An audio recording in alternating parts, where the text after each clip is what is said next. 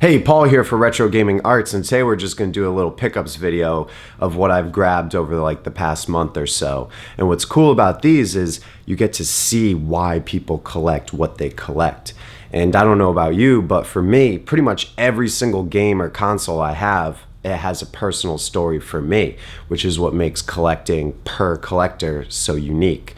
And I guarantee you, you have a story for one of your consoles or one of your games, whatever it may be.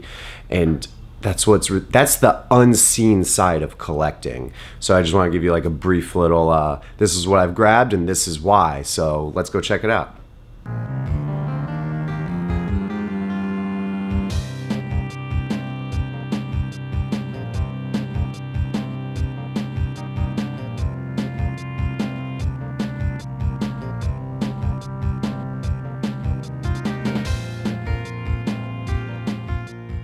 Alright, so I guess we'll go oldest to newest. The oldest games I picked up was Judge Dredd and Skulljager. Not even sure if I'm saying that correctly.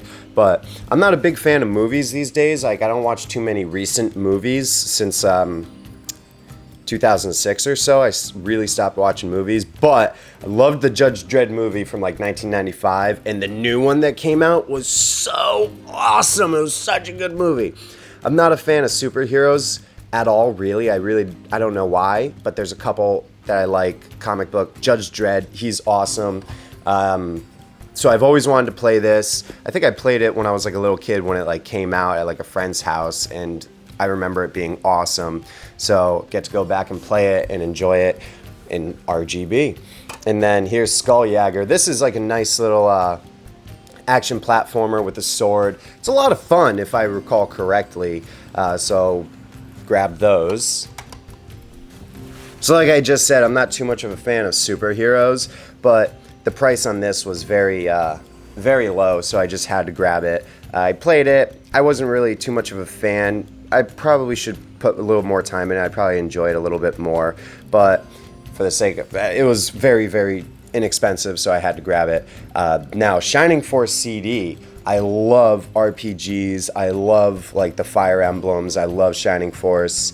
I love that style of game. So this one was, I try to only grab games that I'm super gonna enjoy. I used to mass collect and just collect anything that came my way, and I didn't really enjoy that as much because I had just had too many games, and most of them I didn't even like. So I got rid of a lot of them, and I'm trying to have like a smaller collection based off games I'm super gonna enjoy. And with everything I just said, collecting this goes against everything I just said, but sometimes you just gotta. So I don't really know.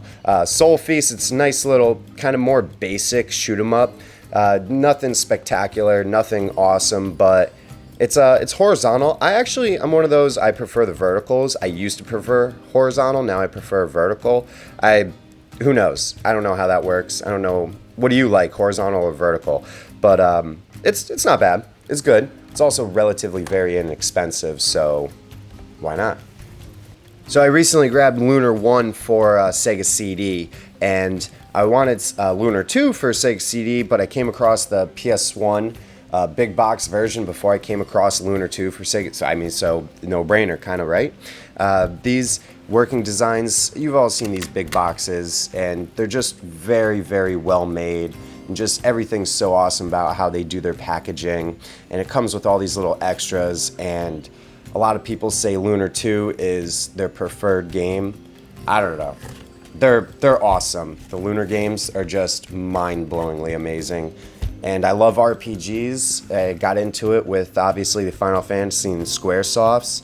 So once I played all of those, I started spreading out to other RPGs, and it's just been fantastic to play all these different RPGs that aren't Final Fantasy, even though Final Fantasy are the greats. But Lunar, at a loss for words over it. Parasite Eve 1 and 2 for PS1 are some of my favorite games ever. It's an awesome mix between survival horror and RPG, set in modern day. They're great. They're fantastic games. I'm gonna do a video about all of the Parasite Eves, like a full series, something or another. I haven't figured out that yet, but I'm going to. And the third birthday is essentially a spin-off. I'm not sure if that would be the best word to describe it, but it takes place in New York City, same time, modern day, same main character, Aya Bray, but it's different. It's very, very different. It's still an awesome, awesome, awesome game. This is so cool. I love this game. But it's different. And I think that's a really good way to describe that whole situation. And so I had to grab it. Also, I like picking up these like lesser known games. I've actually don't recall knowing too much about this game. It just looked really cool. And I think it's like in the Shinobi universe. Just like a kind of like looks a little futuristic Shinobi. I don't know.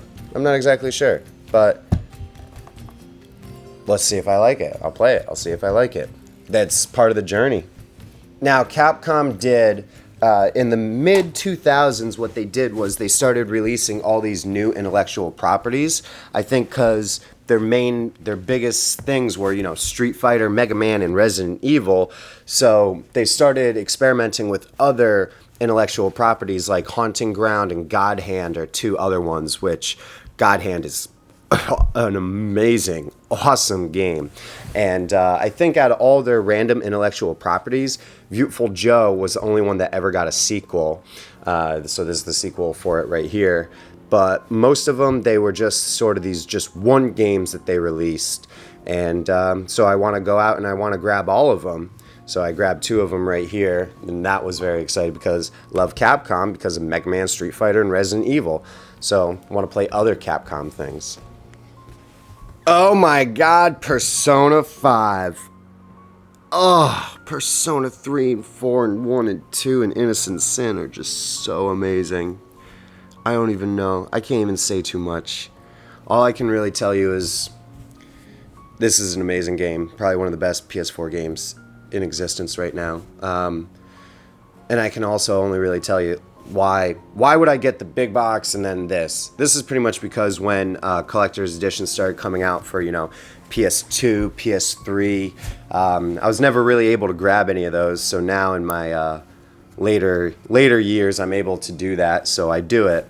And it's purely so I can have the big box unopened and then actually still play the game, because the few times I was able to ever get collector's editions back in the day of like when they first started coming out was to I had to open them so I could play the game. So now I'm a little older, I don't have to do that, and I can kind of preserve this for as long as possible.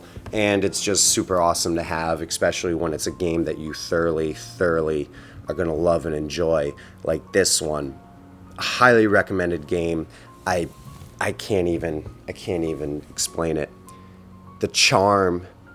Something that modern games don't really have is the charm and the life. Like, this game has a heartbeat when you play it. It's unexplainable. You just have to experience it.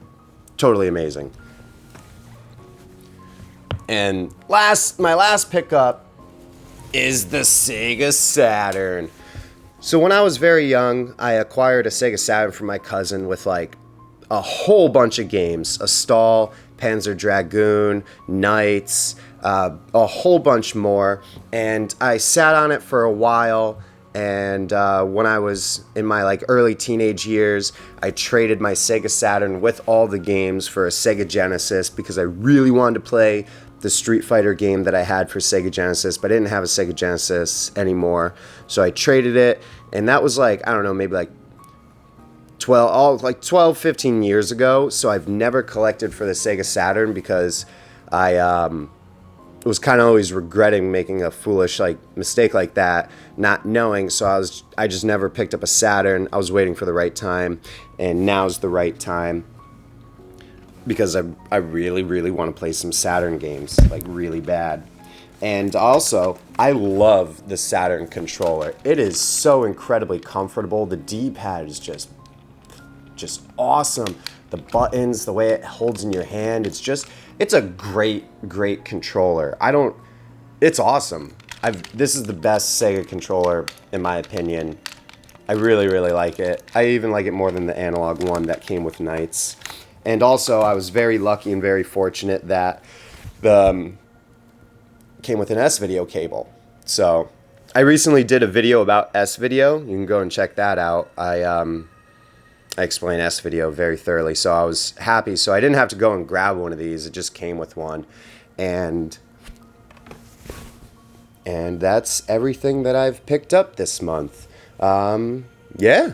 I want to know what you collect and why you collect it. So leave it in the comments. I always read those. I want to know why. The curiosity about seeing an individual on another level is really cool. And that other level being like, this is why I collect fighting games, because I played fighting games all throughout high school or whatever it may be. Like, that kind of stuff is really cool. So thanks again for watching. I appreciate it. Thank you for subscribing and sharing and all that kind of stuff. And I'll see you next time.